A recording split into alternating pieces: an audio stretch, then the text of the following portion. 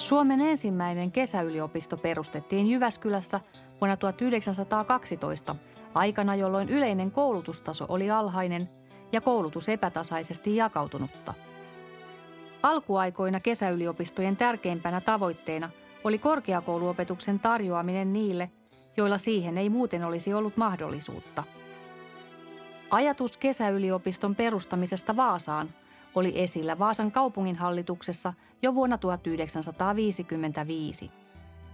Dåvarande stadsdirektören Lauri Järventaka var en av de drivande krafterna bakom universitetet och sen fanns det flera akademiker i Helsingfors som hade rötter i Vasa eller i Österbotten som drev på frågan och bäddade för att etablera det här sommaruniversitetet.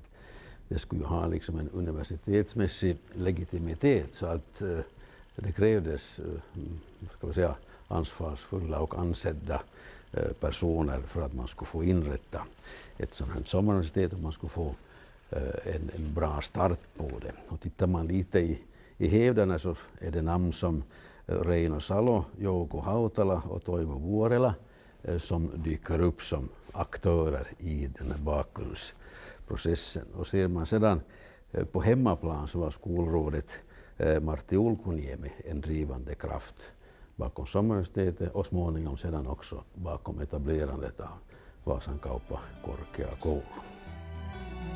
Vaasan kesäyliopisto perustettiin loppuvuodesta 1960 ja sen ensimmäinen toimikausi järjestettiin kesällä 1961.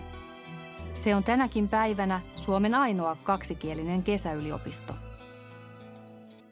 Vuoteen 1960 mennessä maahamme oli perustettu 6 kesäyliopistoa ja seuraavan 10 vuoden aikana niitä perustettiin vielä 13 lisää, mikä nelinkertaisti opiskelijamäärän.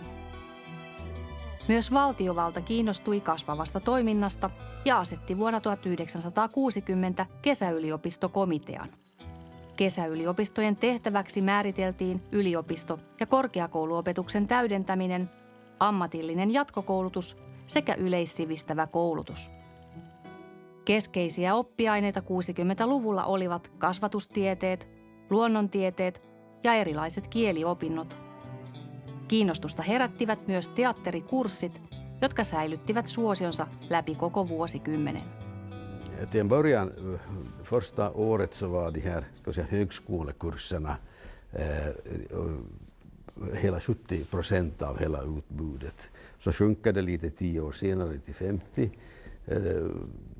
Det betyder bara att verksamheten blev mångsidigare. Man gick in för ett mångsidigare utbud som skulle locka flera kategorier av studerande.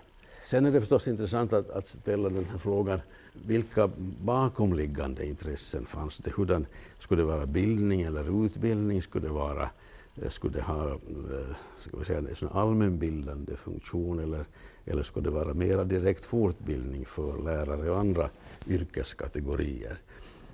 Där sommaruniversitetet bär förstås universitetets tradition med sig, så att det ska också eftersträva en viss bildningsaspekt, alltså att man tar tillvara människornas inte bara yrkesintressen utan också allmänna utvecklingsintressen som människorna bär på, som det passar väl att just under sommaren kanske odla sådär lite mindre nyttobetonat. Alkuaikoina kesäyliopistolla oli nimensä mukaisesti toimintaa vain kesäaikoina. Suurin osa korkeakouluopetuksesta järjestettiin Helsingin yliopiston tutkintovaatimusten mukaisesti ja opetuksen suunnittelusta ja opettajien valinnasta vastasi Helsingissä kokoontunut tieteellinen valtuuskunta. Vaasan kesäyliopiston ensimmäisenä rehtorina toimi Oiva Ketonen. Jag ska nämna några av de här rektorerna. Efter Oiva Ketonen så kommer Lennart Simons och efter Simons Karl-Erik Thors och sist i den här Helsingforsraden Folke Stenman.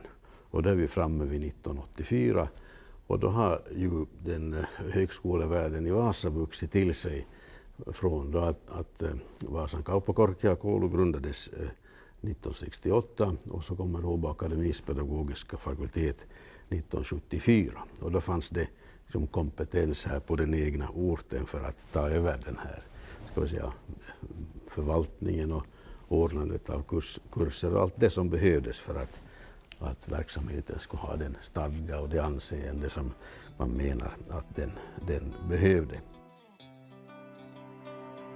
Vuoden 1970 peruskoulu-uudistus toi kesäyliopistolle uuden merkittävän roolin opettajien pätevöittämiskouluttajana. Myös ylioppilaskokeisiin valmentavat abikurssit olivat suosittuja. Vuonna 1972 kesäyliopisto siirtyi kaupungin alaisuudesta yhdistysmuotoiseksi ja on siitä lähtien toiminut nimellä Vaasan kesäyliopisto Vaasa Sommar Universitet ry.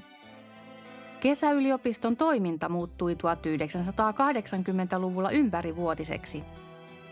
Vuosikymmenen alussa toimintansa aloittivat sivutoimipisteet Närpiössä ja Pietarsaaressa, joista jälkimmäinen on toiminnassa tänäkin päivänä. 80-luvulla innostus avoimiin korkeakouluopintoihin kasvoi voimakkaasti.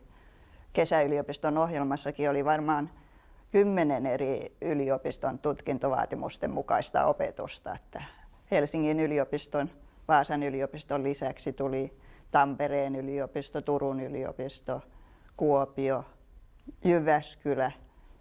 Nämä kasvatustieteelliset ja yhteiskuntatieteelliset aineet olivat suosittuja. Mukaan tuli myös hoitotiedettä, Kuopiosta tuli liikuntalääketiedettä. Filosofia oli se suosittu aine siihen aikaan. Saatiin kootuksi jopa laudaturseminaariryhmä filosofian opiskelijoista, mikä on tosi harvinaista kesäyliopistossa.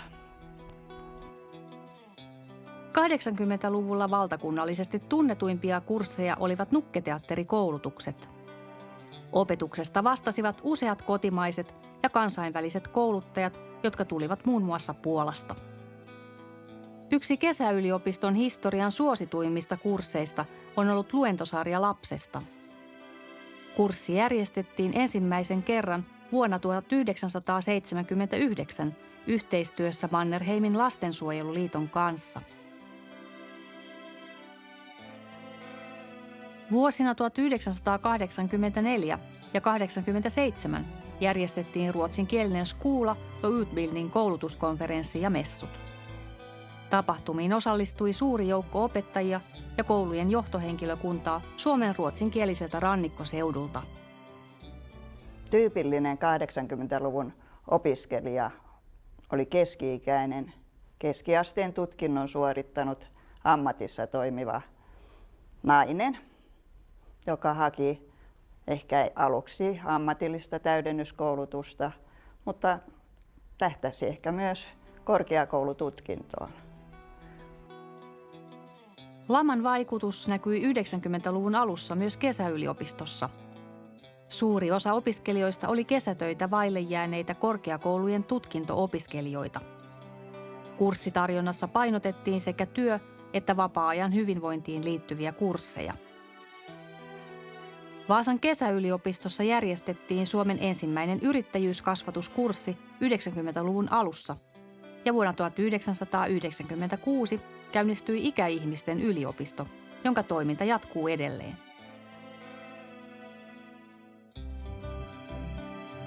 –2000-luvulla merkittävimpiä muutoksia kesäyliopiston toiminnassa ovat olleet internetin, tieto- ja viestintätekniikan sekä sosiaalisten medioiden kehitys ja niiden hyödyntäminen opetuksessa. Vuonna 2001 järjestettiin ensimmäisen kerran jokavuotinen kirjallisuusfestivaali Vaasa Litfest Vaasa, jota Vaasan kesäyliopisto on ollut mukana toteuttamassa alusta asti. Suosittuja kursseja 2000-luvulla ovat olleet kielikurssit, kasvatustiede, erityispedagogiikka ja psykologia sekä kesällä toteutettava avoin yliopisto-opetus, joka on ollut merkittävä osa Vaasan kesäyliopiston opetustarjontaa koko sen 50-vuotisen historian ajan. 2000-luvulle tultaessa kesäyliopiston opiskelijat ovat nuorentuneet.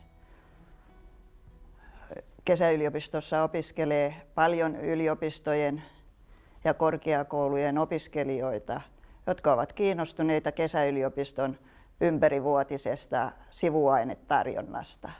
Opetus on monipuolistunut tai monimuotoistunut.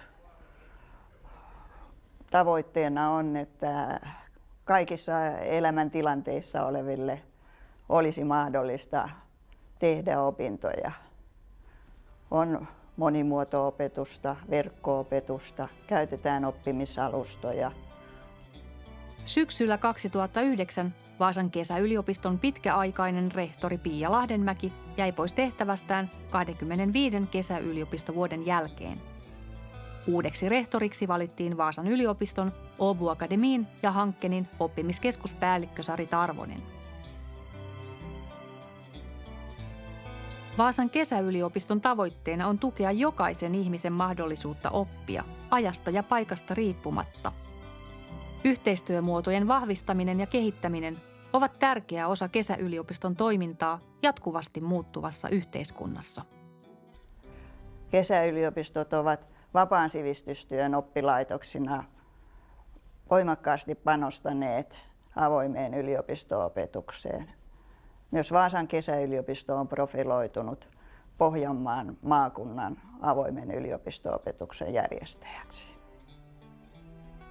Vaasan kesäyliopisto on vaasalaisten yliopistojen ja korkeakoulujen täydentäjä.